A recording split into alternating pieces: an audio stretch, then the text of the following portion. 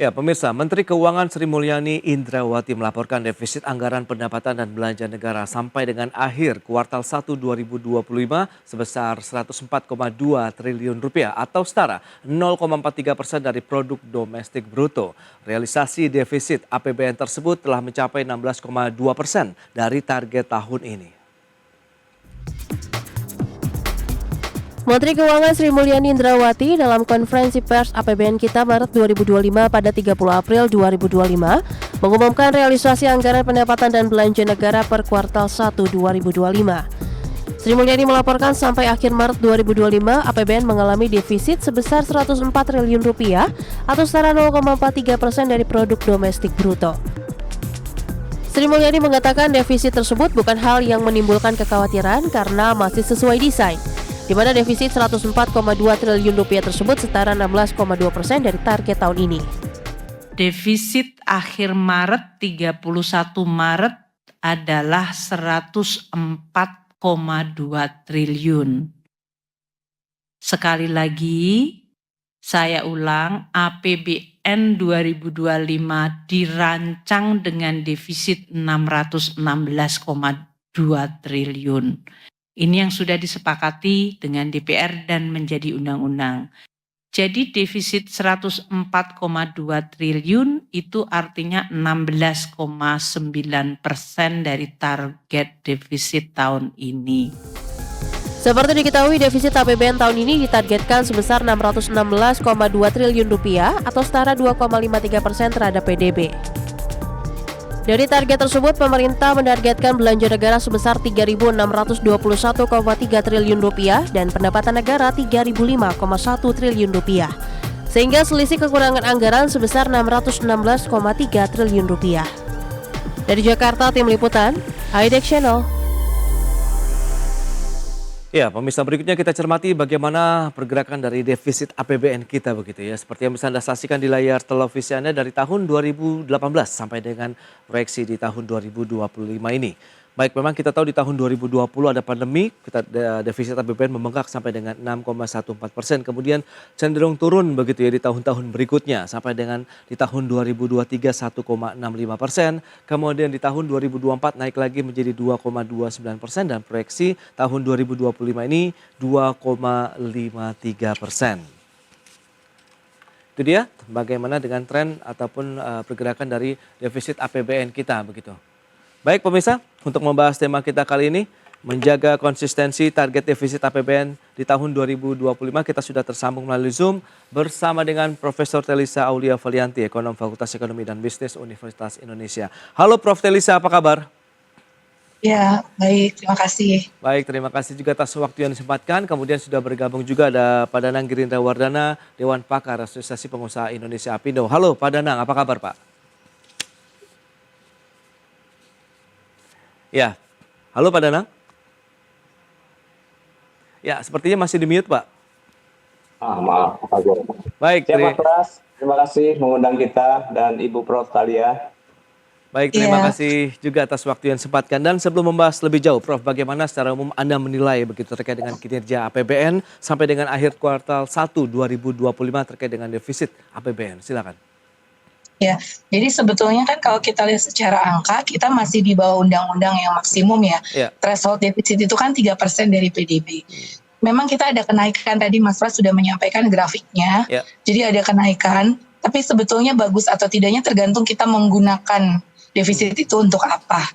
Ya, jadi artinya sebetulnya defisit itu bagus saja kalau bisa nggak terlalu tinggi, masih sesuai aturan di bawah 3%, kemudian digunakan untuk meningkatkan produktivitas atau kinerja perekonomian kita seperti itu. Jadi kalau spending itu kemudian menciptakan multiplier effect, kita defisit itu sebetulnya masih dalam batas yang wajar. Disampaikan oleh Ibu Menkyu tadi juga bahwa sebenarnya ini masih on track, yes, tapi kita juga melihat kinerja itu kan inginnya makin baik dan makin baik seperti itu. Jadi kalau kita bandingkan dengan 2024, memang defisit kita cenderung rendah pada saat itu. Dan kemudian juga kalau kita bandingkan tuh bulan Maret, itu posisi masih surplus. 21T, kalau tadi kan 104T ya. Jadi di 2024 tahun lalu, itu kita masih surplus 21T sekitar 0,05% dari PDB. Sedangkan ini kan kita sudah defisit 0,43% dari PDB. Jadi tapi growth-nya berapa gitu. Jadi nanti kita harus bandingkan untuk menilai itu. Nanti kita harus evaluasi lebih jauh PDB-nya berapa saat itu. Di Q1 berapa waktu 2024 terus sekarang berapa. Kita kan lagi menunggu ya tanggal 5 Mei ini harusnya keluar nih rilis dari PDB kita seperti itu. Jadi kalau itu bisa menghasilkan PDB yang bagus, ya sebetulnya itu masih bisa terkompensasi defisit ini. Jadi itu secara umum ya. Oke, Prof. Nah, ini menarik. Yang penting bagaimana penggunaannya begitu. Meskipun kita tahu defisit masih di bawah dengan ketetapan ataupun yang sudah disampaikan begitu oleh Prof begitu 3%. Nah, Pak Danang, Anda melihat bagaimana begitu melihat kondisi saat ini? Anda melihat penyaluran belanja negara untuk mendukung pertumbuhan dan perkembangan sektor manufaktur sendiri bagaimana ke depannya begitu? Iya, ini kebetulan banget tadi pagi baru rilis manufaktur ya Mas Pras ya. Oke. Produksi manufaktur. Jadi di situ kita agak terkontraksi. Jadi ya harapannya APBN juga memberikan dukungan sih untuk sektor manufaktur seperti itu. Karena manufaktur kan kalau pemerintah kan hilirisasi ya judulnya. Jadi kalau dari pemerintah sendiri kan prioritas APBN adalah kepada mendukung hilirisasi. Seperti itu misalkan subsidi harga gas. Nah itu kan sangat mendukung kepada industri manufaktur. Karena manufaktur itu terutama manufaktur besar itu sangat tergantung kepada gas sebagai sumber energinya misalkan seperti itu. Jadi ya APBN ini diharapkan bisa mendukung ke arah sana. Nah, Pak Danang, Anda melihatnya bagaimana begitu dengan defisit APBN kemudian penggunaan dana APBN sendiri untuk sektor usaha kita begitu di dalam negeri? Ya kalau dari sudut pandang pengusaha defisit itu sih masih aman-aman saja ya. Memang kalau perencanaan sampai defisit sampai sekitar hampir 600 triliun ya tadi lebih dari sekitar itu ya itu mungkin perlu penjelasan yang lebih detail dari pemerintah mengapa bisa perencanaan defisitnya setinggi itu ya artinya kan kita memungkinkan untuk membuka ruang hutang yang lebih tinggi lagi entah itu menjadi hutang luar negeri atau hutang domestik berupa berbagai macam instrumen keuangan ya. Tapi kalau kita mau melihat lebih detail jadi prioritas penggunaan anggaran kita itu justru membuat dunia usaha agak sedikit was-was ya, deg-degan ya. Misalnya gini, ada 10 kementerian lembaga atau 10 kementerian atau lembaga yang memiliki pagu anggaran pada APBN 2025 itu porsi-porsi terbesarnya itu tidak di sektor ekonomi gitu, tidak di sektor penciptaan lapangan kerja atau di sektor kemudahan investasi di Indonesia. Ini cukup kita nanti bisa dialogkan dengan pemerintah kemana anggaran-anggaran yang digunakan untuk memperluas kesempatan kerja atau memperluas kemudahan investasi di Indonesia atau pembukaan sektor-sektor investasi baik padat karya ataupun investasi berteknologi tinggi. Contoh ya anggaran terbesar yang dipakai dalam APBN 2025 itu Kementerian Pertahanan. Itu 166 triliun sekian gitu. Kemudian TNI Polri ya, udah hampir 126. Terus Kementerian PU, Kementerian Kesehatan, Kemensos, gitu. Banyak anggaran-anggaran sosial yang diterjunkan melalui Kementerian Sosial, Kementerian Agama bahkan 78, sekian triliun. Tetapi tidak tercatat sebagai 10 penerima APBN terbesar dengan pagu terbesar itu di Kementerian Perindustrian yang memiliki tugas tanggung jawab untuk memperluas kesempatan pembukaan manufacture industri kita di dalam negeri. Mereka justru memiliki pagu-pagu anggaran yang terlalu sedikit saya kira, sehingga politik anggaran yang saat ini dimunculkan oleh Ibu Menteri Keuangan mungkin bisa kita kita tanyakan lebih jauh mengapa anggaran-anggaran yang terkait dengan kementerian atau lembaga yang mengurusi bidang investasi itu malah mendapatkan pagu anggaran lebih sedikit, jauh lebih sedikit. Itu concern kita di detail dalam konteks APBN 2025, Mas. Oke, Pak Danang. Lantas kalau kita bicara mengenai alokasi anggaran sendiri mungkin di kementerian tadi, apakah memang kalau misalnya dibesarkan di posisi misalnya Kementerian Perindustrian seperti Anda sampaikan begitu, apakah bisa membantu juga untuk meningkatkan mungkin resiliensi dunia usaha begitu saat ini? Tentu. Karena disitulah tercipta sebuah kesempatan besar bagi Kementerian Perindustrian yang membidangi ekspansi manufaktur kita untuk melahirkan program-program kebijakan atau program-program dukungan pada industri. Contoh terkait dengan penelitian, anggaran penelitian atau anggaran efisiensi atau bagaimana dukungan terhadap dunia industri terkait dengan penyediaan gas yang lebih murah, terkait pipanisasi atau apa. Kemungkinan itu ada di anggaran kementerian lain gitu. Nah, menjadi kurang jelas karena sebaran detail-detail anggaran itu beredar cukup luas ke sektor-sektor atau kementerian-kementerian sektor, sehingga kita tidak bisa membaca lebih jauh. Tetapi pada intinya ketika anggaran itu dialokasikan secara politik untuk mendukung pertumbuhan manufaktur Indonesia, maka sebenarnya mesti ditonjolkan bahwa ada cukup banyak anggaran yang ditujukan, ditargetkan untuk membangun industri manufaktur dalam negeri kita. Sehingga optimisme pasar, optimisme dunia usaha ini juga terbangkitkan. Nah, kalau tidak tercipta anggaran ke situ, maka kita juga bertanya-tanya kemana politik anggaran pemerintah kita saat ini. Apakah lebih banyak kepada bantuan sosial berupa dukungan kepada makanan bergizi gratis atau kepada dukungan kepada bantuan sosial yang lain.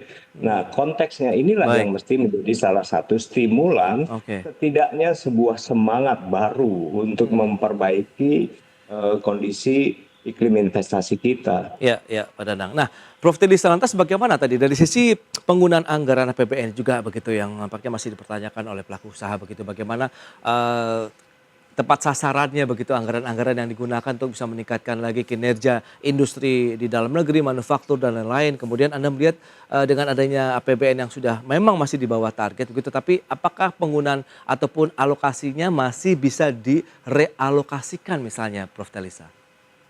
Betul, saya rasa itu relevan banget. Kemarin baru juga ada pengumuman dari Ibu Menteri akan membuka blokir anggaran. Jadi biasakan di awal-awal tahun itu diblokir. Kita juga pernah mengalami beberapa periode efisiensi itu dibintangin dulu, diblokir dulu karena untuk efisiensi tadi ya. Nah, ini sudah mulai akan dibuka karena sudah melihat tanda-tanda melemahnya ekonomi mungkin sehingga dan kemudian dilihat lagi dana-dana sudah masuk nih Maret April dengan adanya pendapatan dari pajak di bulan Maret April sehingga ada keputusan dibuka blokir. Nah, harapannya nanti dengan buka blokir ini mana sih yang betul-betul memberikan multiplier efek paling tinggi, nanti harapannya realokasinya ke arah sana. Nah, tadi saya setuju dengan apa yang disampaikan oleh Pak Danang. Pasti semua sektor pengen diprioritaskan sih di dalam pengeluaran APBN. Semua KL juga ingin diprioritaskan. Tadi kan ada pertahanan, pendidikan ya yang besar-besar ya.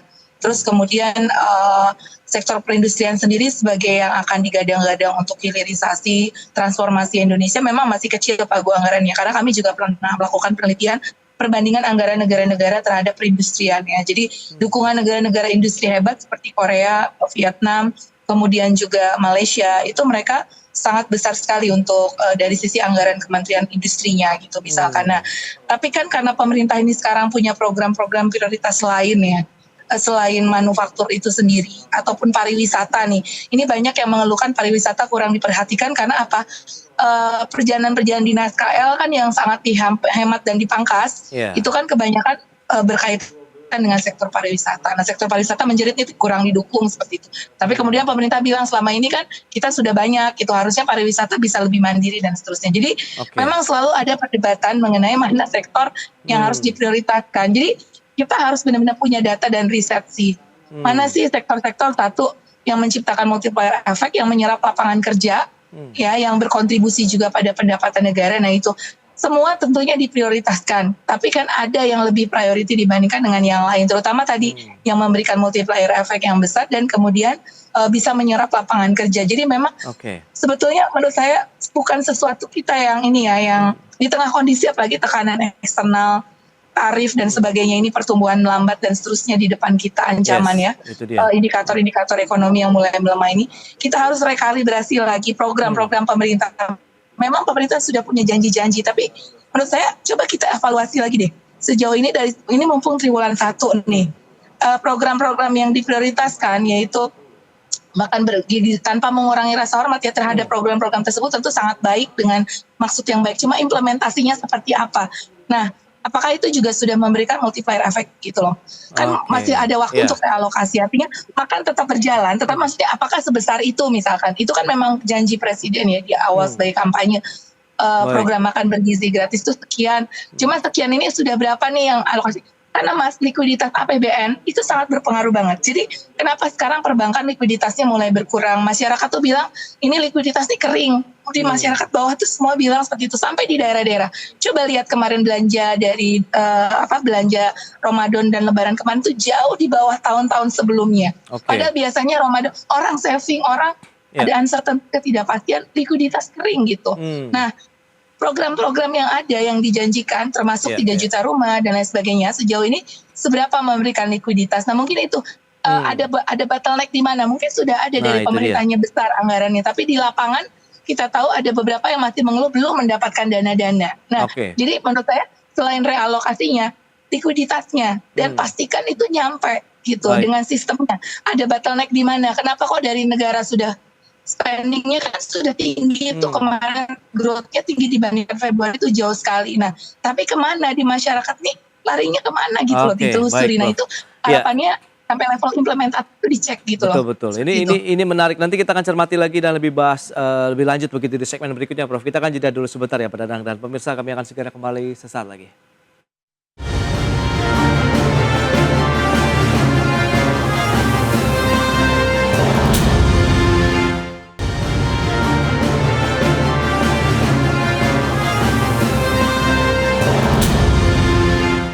Ya, terima kasih Anda masih bergabung bersama kami dalam Market Review, pemirsa, dan kita akan lanjutkan kembali perbincangan bersama dengan Bapak Danang Gerindra Wardana. Beliau adalah Dewan Pakar Pindo, kemudian ada juga Profesor Telisa Aulia Valianti, beliau adalah ekonom Fakultas Ekonomi dan Bisnis Universitas Indonesia. Nah, Pak Danang, menarik tadi beberapa statement yang sudah disampaikan oleh Prof. Telisa, begitu bagaimana penggunaan APBN ini bisa menjadi motor penggerak ekonomi Indonesia begitu dengan alokasi anggaran. Kalau misalnya beliau sudah menyampaikan penelitian di beberapa negara begitu, sektor-sektor ataupun kementerian yang kaitannya dengan industri ini justru mendapatkan porsi yang besar. Nah, Anda melihat apakah kita memang perlukah memberikan suatu perubahan dari sisi skala prioritas lah begitu, dari sisi penggunaan anggaran pendapatan belanja negara, mumpung seperti yang Prof. Telisa katakan tadi baru kuartal 1 begitu. Pak Danang, silakan.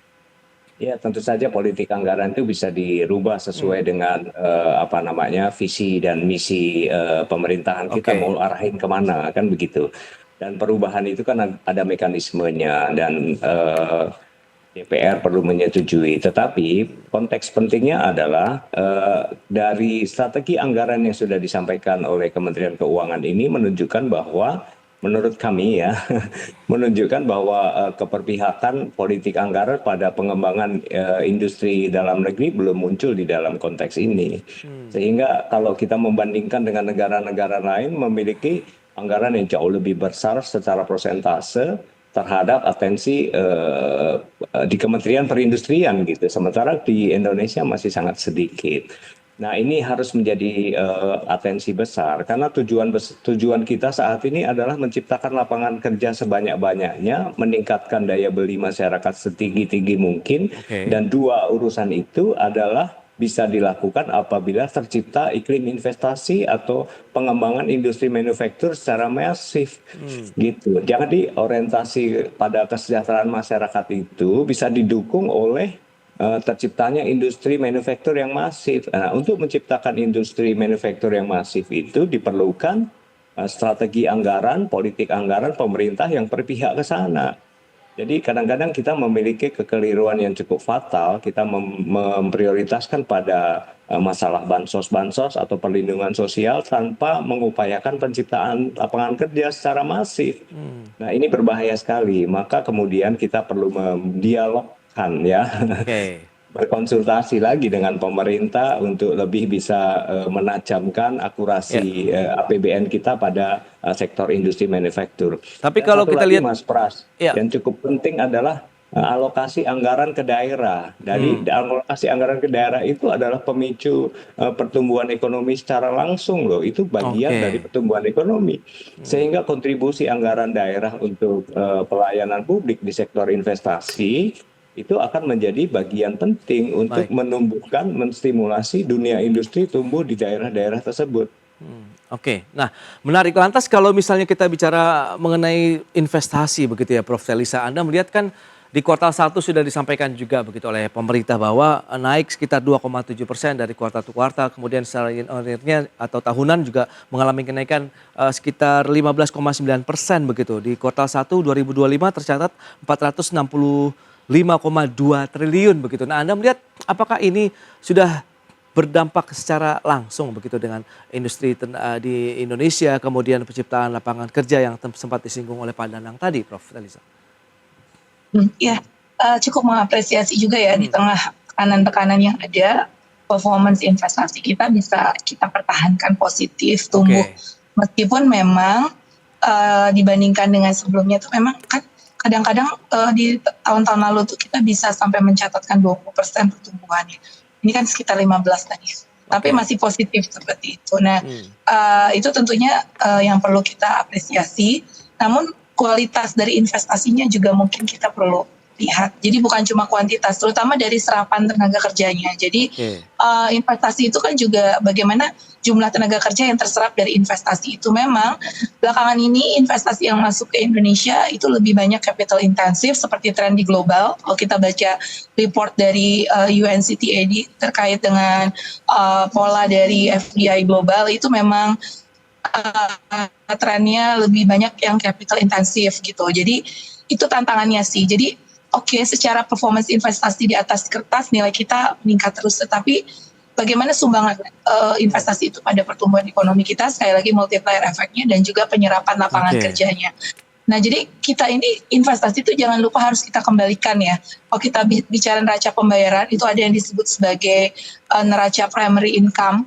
Itu di dalamnya itu ada pembayaran dividen dan royalti dari investasi itu. Jadi antara yang kita terima dari investasi itu, value added-nya seperti apa, kemudian yang harus kita kembalikan. Jadi itu kadang-kadang balance antara apa yang kita keluarkan dengan yang kita terima. Nah, itu semakin ada tren penurunan ya yang kita terima, karena tadi porsi asingnya mungkin semakin banyak gitu.